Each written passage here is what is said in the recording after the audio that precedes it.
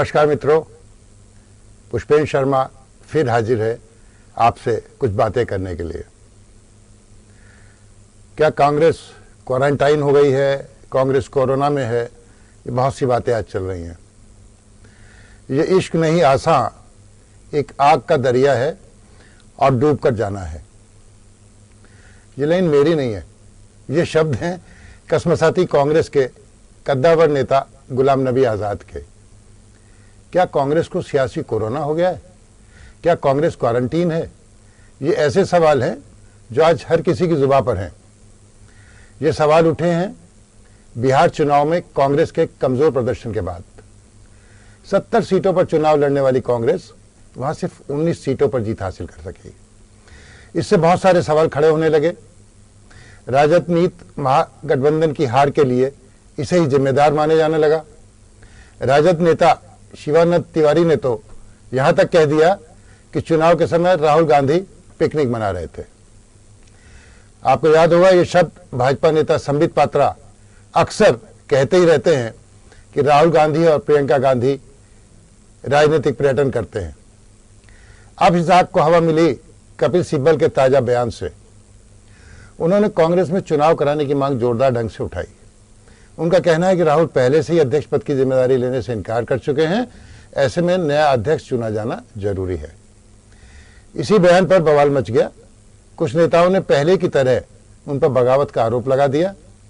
अधीर रंजन चौधरी ने तो उन्हें कांग्रेस छोड़कर किसी और पार्टी में जाने की सलाह तक दे डाली। हालांकि कपिल सिब्बल ने बार बार कहा कि वे कांग्रेस के सिपाही हैं और ये बगावत नहीं है। इस बीच कांग्रेस की कार्यकारी अध्यक्ष सोनिया गांधी स्वास्थ्य कारणों से दिल्ली से दूर गोवा चली गई। राहुल गांधी भी उन्हीं के साथ हैं। ऐसे में लोग कहने लगे हैं कि कांग्रेस क्वारंटीन है।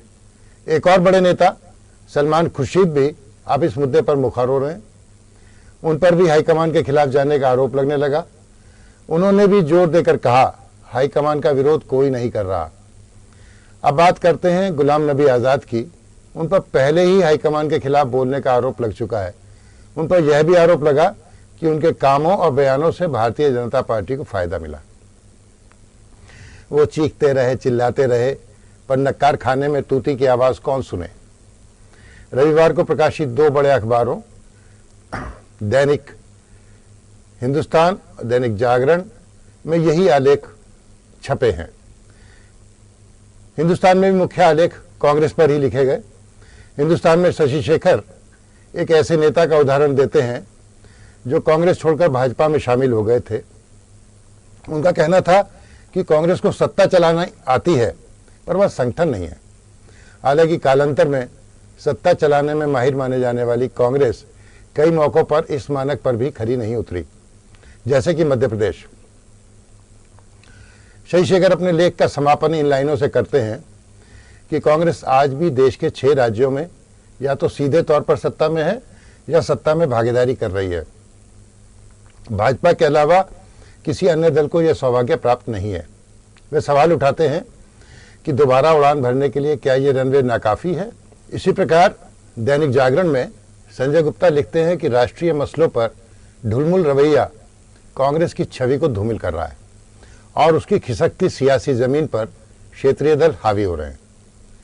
उनका कहना है कि कांग्रेस लोगों के मन से उतरती जा रही है।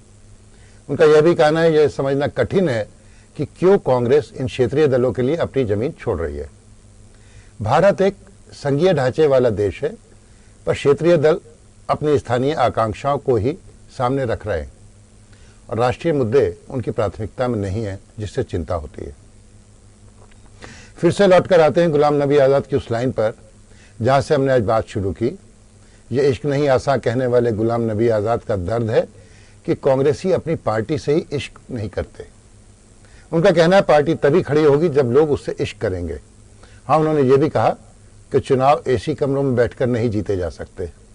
उनका इशारा किस तरफ है आप बेहतर जानते हैं।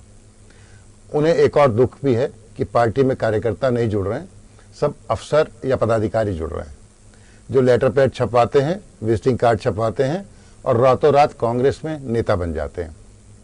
आपको हैरानी होगी एक सच्चाई जानकर, ये मुझे बिहार में काम कर रहे पत्रकारों ने बताया। वे जमीन पर रहते हैं तो हकीकत जानते हैं। इसका कोई सबूत तो नहीं है, पर उनका कहना है कि ऐसी हालत में भी कांग्रेस ने बिहार में टिकट मेरिट पर नहीं बांटे, अपने चहेतों को बांटे। कुछ को तो यहाँ तक कहना है कि टिकट शायद बेचे गए। कितनी हकीकत, कितना फसाना, ये तो परिणाम बता ही रहे हैं।